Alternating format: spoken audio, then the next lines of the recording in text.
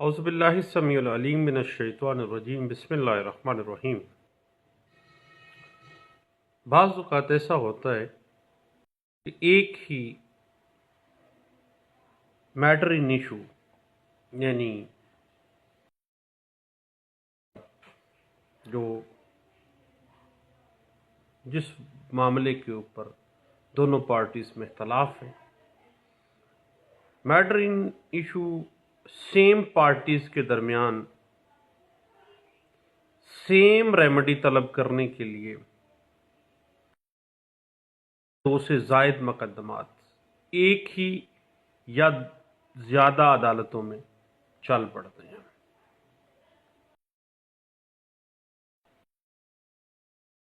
अदालत जिसमें बाद में मुकदमा पेंडिंग स्टार्ट हुआ है, वो पेंडिंग है, वो बाद वाली अदालत किसी भी के अंदर में की कार्रवाई को रोक सकती है और इसके लिए अंडर सेक्शन 10 CPC 1908 एक पटिशन एप्लीकेशन जो है वो मुतलका कोर्ट को फाइल कर देनी चाहिए। और याद रखिएगा, बुनियादी तौर पर वहाँ पर अप्लाई होगा जहाँ पर इसकी तमाम जो प्रिंसिपल्स हैं, तमाम शराइत पूरी हो जाए। अलबत्ता इसका मकसद यही है कि सेम मैटर इन इशू के ऊपर मुख्तलिफ फैसला के ट्रस्ट में ना आ जाएं। इस हवाले से PLD 2014 सिंध आई 43 जो है वो हमें गाइडलाइंस फ्राहम करती है। जहाँ तक स्टे इन सिविल प्रोसीडिंग्स का ताल्लुक है, तो जब भी आप अंडर सेक्शन 10 एप्लीकेशन देते हैं स्टे ऑफ सिविल प्रोसीडिंग्स के अंदर, गैर मुल्की अदालत में ज़ेर समात है, ये उसकी तशरीह जो है सेक्शन 10 की ये वाज़ेह कर देती है। देन पाकिस्तान के अंदर जो कायम अदालतें हैं उसी काज ऑफ एक्शन पर मबनी मुकदमे की समात कर सकती हैं। यानी अगर कोई बाहर की कोर्ट के अंदर, फॉरेन कोर्ट्स के अंदर कोई मामला जो है वो ज़ेर समात है, तो फिर रेस सब जुडाइस का जो मामला है वो पाकिस्तान होगा और इस तरह की जो एप्लीकेशन है वो खारिज कर दी जाएगी। अलबत्ता रेस सब जुडाइस के लिए कौन कौन सी शराइत का होना लाजम है, इसके लिए सबसे पहली चीज ये है कि मैटर इन इशू दोनों पार्टीज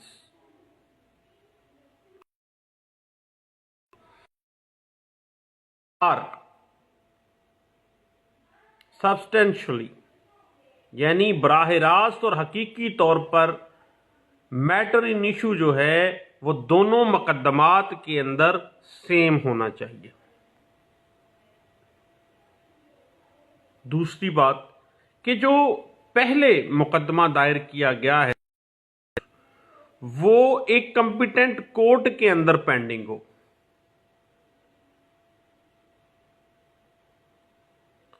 उसके बाद ऐसी कोर्ट जिसके अंदर पहले से दायर शुदा दावा चल रहा है,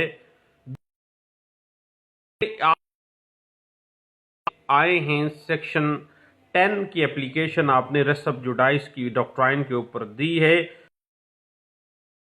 कि दूसरे दावे में तलब की हुई दादरसी फ्राहम करने का इख्तियार रखती हो, यानी कंपिटेंट हो वो भी, कि वो रेमेडी भी वो दे सकती है।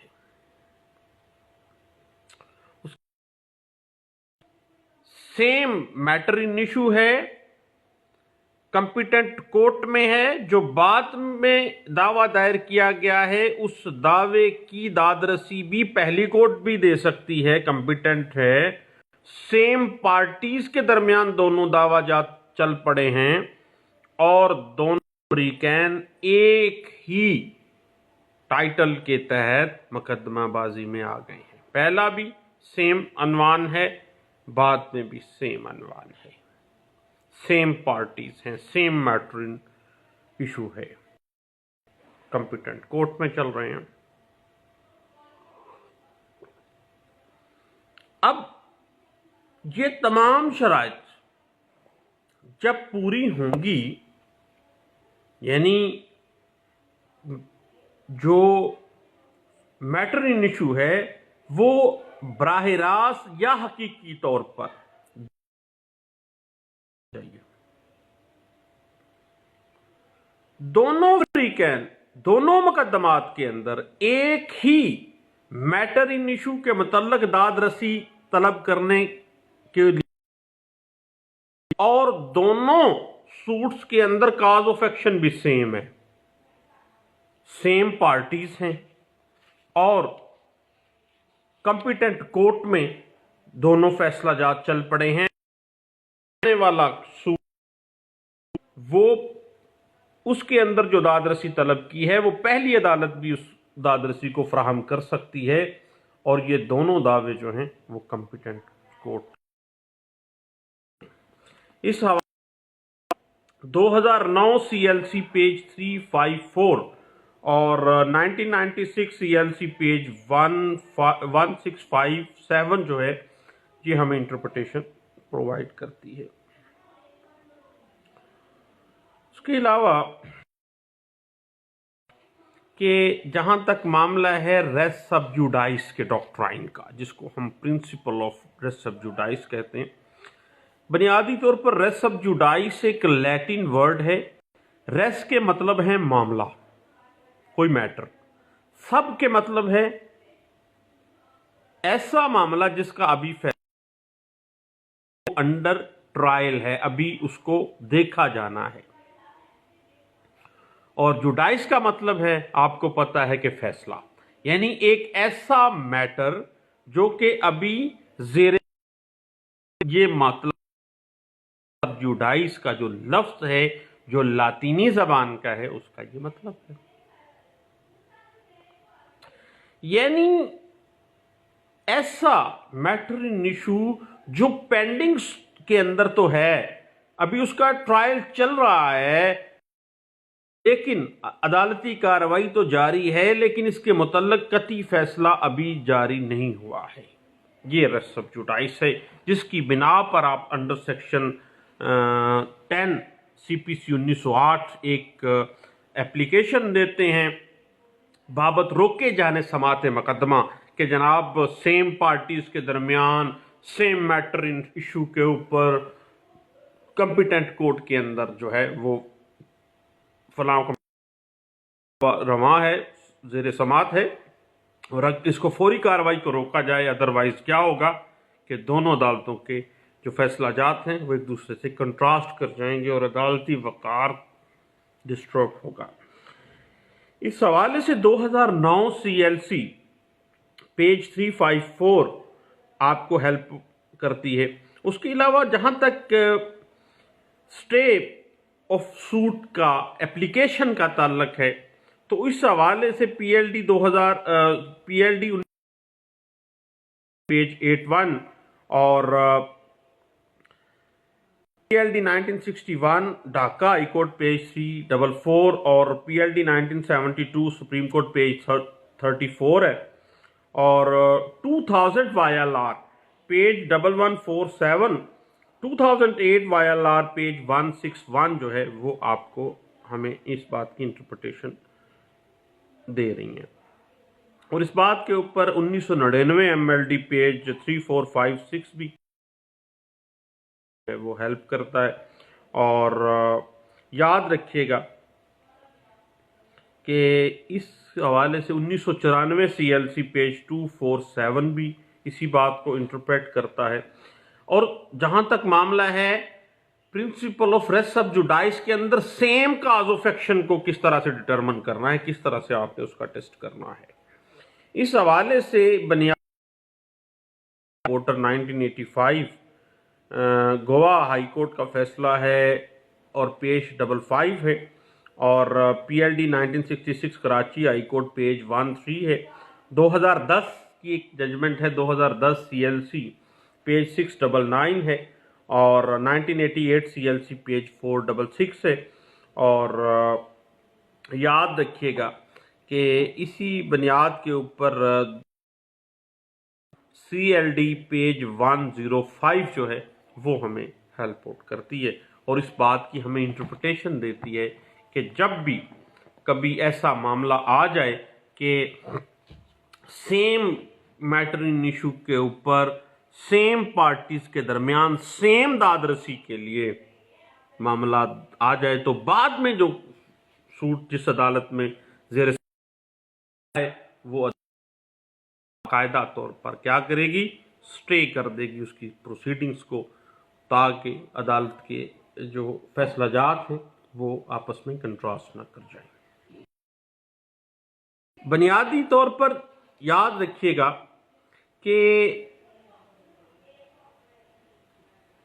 रेस ऑफ जुडाइस जो सेक्शन 10 जो इसका बुनियादी ऑब्जेक्ट यही था कि एक जैसी इख्तियार समात रखने वाली अदालतें एक ही वक्त में एक दावा, एक ही अनवाने मुकदमा और एक ही दादरसी की बाबत सेम पार्टीज के दरमियान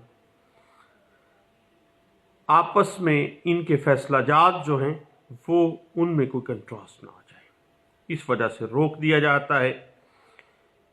यानी स्टे कर दी जाएगा जो सेकंड जब भी सूट फाइल किया गया है तो आप एप्लीकेशन देंगे दरख्वास्त ज़ेर दफ़ा 10 CPC 1908 बाबत रोके जाने स्टे ऑफ सिविल प्रोसीडिंग्स,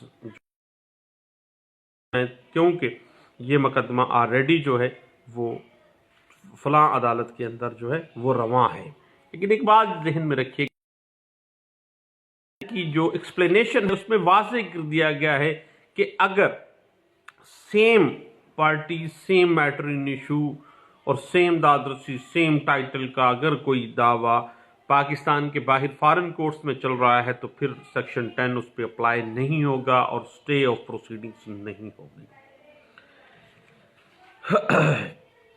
इस हवाले से याद रखिएगा कि जो पहले वो कॉम्पिटेंट कोर्ट के रूबरू ज़ेर समात होना चाहिए और जब पहले से कोई कार्रवाई चल रही है तो बाद अज़ां जो दावा दायर किया गया है उसको मुलतवी स्टे, उसका प्रोसीडिंग स्टे हो जाएगा। लेकिन उसके बाद जब किसी दावा पर कार्रवाई किसी स्पेशल कोर्ट में ज़ेर समात हो तो बाद अज़ां दायर जो दावा है वो भी क्या किया जाएगा, उस पर स्टे जारी किया जा सकता है उसकी प्रोसीडिंग्स के ऊपर। और दूसरी बात अहम ये है कि जो पहला दावा है और दूसरा दावा दोनों कॉम्पिटेंट कोर्ट्स में हों और बाद में आने वाला जो दावा है जिसकी प्रोसीडिंग्स को आपने स्टे करना है उसकी दादरसी, उसका जो दादरसी है वो अदालत जो है वो कॉम्पिटेंट हो कि वो दादरसी भी वो प्रोवाइड कर सकती है। याद रखिएगा कि रेस ऑफ जुडाइस हमेशा से सिविल कोर्ट्स और दीवानी जो दावाजात हैं उनके ऊपर, और स्टे प्रोसीडिंग्स के लिए आप अंडर सेक्शन 10 एक एप्लीकेशन गुजारेंगे बाद में जिस कोर्ट के अंदर दावा दायर किया गया है, ना पार्टी ने छुपाया पहले दावे को और दूसरा दावा दायर कर दिया, आपने एप्लीकेशन दे देनी है। उसके लिए किसी भी मरहले पर वो एप्लीकेशन आप दे सकते हैं। दरख्वास्त ज़ेर दफ़ा 10 ज़ाब्ता फौजदारी बाबत रोके जाने समात मुकदमा, किसी भी मरहले पर आप दे सकते हैं कि पहले फलां कोर्ट के अंदर सब जुडाइस तो रेस सब जुडाइस अप्लाई होता है, इसको कर देना चाहिए। लेकिन ऐसी दरखास्त इब्तदाई अदालत में दी जानी चाहिए। इल्तवा का हुक्म सिर्फ उसी वक्त दिया जाता है जब जो मैटर इन इशू से मुतल्लक तमाम शराइत जो हमने अभी डिस्कस किया है वो जो है अप्लाई होता है, यानी फौरी तौर पर जो है वो एप्लीकेशन चाहिए और उसकी प्रोसीडिंग्स को स्टॉप करवा देना चाहिए। उसके बाद याद रखिएगा कि स्टे प्रोसीडिंग्स के अंदर अदालत किसी भी वक्त जो है वो रिकॉल भी अपने ऑर्डर को कर सकती है। और उसके बाद आपको पता है कि कॉन्स्टिट्यूशन 3 में एक आर्टिकल है, आर्टिकल 203, जिसके तहत कार्रवाई जो मुकदमा है उसको स्टे में डालने के अहकामात जो है वो सादर किए जा सकते हैं। यानी कॉन्स्टिट्यूशन प्रोविजन भी मौजूद है और सेक्शन 10 CPC 1908 जो है ये इस हवाले से वाज़ेह कर देती है कि फौरी तौर पर उसको ड्रॉप किया जाना चाहिए। अब प्यारे दोस्तों,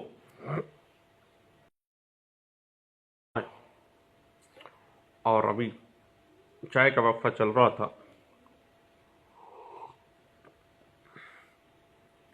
लेकिन हम रेसब जुडाइस पे बात करना चाह रहे थे। दोस्त के साथ आज काफ़ी इस मौजू पे गपशप हुई थी। मैंने कहा सब दोस्तों के साथ होनी चाहिए। बुनियादी तौर पर सेक्शन 1908 का मकसद एक ही नवीयत के 2 मुकदमात की अलग अलग समात को रोकना है, क्योंकि इससे पेचीदगियां पैदा होना और अंदेशा रहता है। उसके अलावा पार्टीज भी अखराजात से बच जाती हैं, अदालतों का कीमती वक्त भी ज़ाया होने से बच जाता है। लेकिन मामला वही है कि सेम पार्टीज हैं, सेम मैटर इन इशू है, कॉम्पिटेंट कोर्ट में है।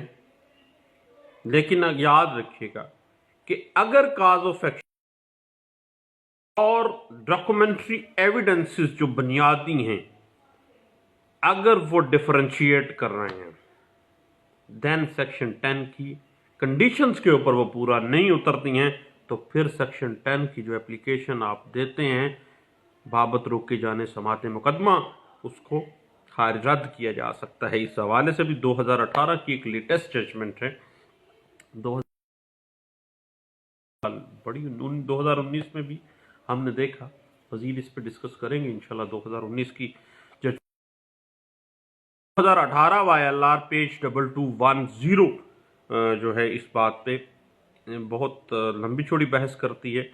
अलबत्ता ये जो 2018 YLR पेज 2210 है, इसके अंदर वाज़ेह किया गया कि ये बुनियादी तौर पर रेसब जुडाइस का जो मामला है ये इंसाफ के तकाज़ों को नज़र रखते हुए स्टे किया जाना प्रोसीडिंग्स को बहुत ज़रूरी है, अदरवाइज अदालती वक़ार जो है वो डिस्टर्ब हो जाएगा। इस हवाले से ढाका हाई कोर्ट की एक लैंडमार्क जजमेंट है जिसके ऊपर बड़ी ये लंबी चौड़ी डिबेट हुई थी। PLD 1968 ढाका हाई कोर्ट इस बात को इंटरप्रेट करती है। उसके बाद याद रखिएगा कि अगर सेम पार्टीज के दरमियान ज़री रकबे का दावा रेवेन्यू कोर्ट में और जो सकनी एरिया है उसका सिविल कोर्ट में दावा चल रहा है, तो भाई फिर मैटर इन इशू तो डिफरेंट हो गया ना। तो ये रहा सब जुडाइस उस पे। इस बात की interpretation PLJ 2015 Lahore high court page 1135 में की गई थी।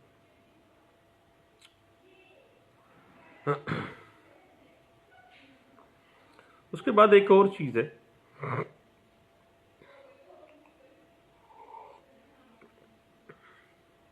कि सिविल कोर्ट के पास under section 151 CPC 1908 inherent power तो है ना, और इनहेरेंट पावर इस्तेमाल करते हुए दूसरे मुकदमे की समात को रोकने की बजाय दोनों मुकदमात को कंसोलिडेट कर देता है। बजाय इसके कि रद्द उसको स्टे प्रोसीडिंग कर दिया जाए, दोनों मुकदमात को सेक्शन 151 CPC 1908 कंसोलिडेट कर देती है, दोनों यकजा समात का हुक्म सादर कर सकती है।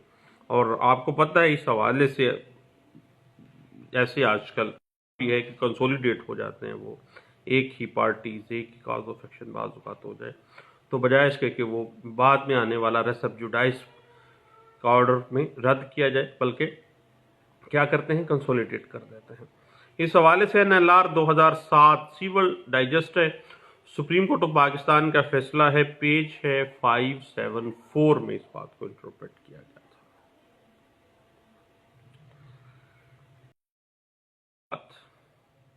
बाद में जो दायर किए जाने वाला मुकदमा है, जो दावा है, उसकी प्रोसीडिंग्स को स्टे कर दिया जाता है। इस हवाले से PLD 2018 लाहौर हाईकोर्ट पेज 678 जो है वो वाजे कर देती है कि रेस ऑफ जुडाइस जहां पे मामला आ गया है, पहले से जेर समात है कंपिटेंट कोर्ट में, तो भाई अब इस चक्कर में ना पड़े। और इस बात को PLJ 1999 कराची हाईकोर्ट पेज 49 भी इंटरप्रेट करती है, और 2000 पेज 1 इंटरप्रेट करती है। एक बड़ी टेक्निकल सी बात है, एक दोस्त ने मामला उठाया कि क्या फैमिली सूट्स के ऊपर भी सेक्शन 10 रेस ऑफ जुडाइस अप्लाई होगी या नहीं होगी। तो याद रखिएगा, है बाकायदा तौर पर इस पे प्रोविजन मौजूद है कि सेक्शन 10 जो है वो फैमिली सूट्स के ऊपर भी उसी तरह ही लागू होगा। सेक्शन 11 रेस ऑफ जुडिकाटा भी उस पर अप्लाई होती है। इस हवाले से आप 1985 CLC पेज 731 जो है उसको देखिएगा, उसमें इस बात की बड़ी अच्छे अंदाज से इंटरप्रिटेशन है। और इसके बाद PLD 19 में कराची हाईकोर्ट पेज 81 जो है इस बात पे वाज़ेह कर देती है कि सेक्शन 10 बुनियादी तौर पर इसका डुप्लीकेशन से बचाने के लिए जो है सेक्शन 10 रेस ऑफ जुडिकाटा जो है उसको किया जाता है, ताकि कहीं कंट्रास्ट ना आ जाए फैसलों के अंदर। और चूंकि सेम पार्टीज हैं, सेम मैटर इन इशू है, सेम काज ऑफ एक्शन है, सेम पार्टीज के दरमियान सेम टाइटल है, तो मुकदमे को अलबत्ता section 151 CPC 1908 saving of the inherent power civil court भी आ जाता है। दुआओं में याद रखिएगा। Thank you. अल्लाह हाफिज़।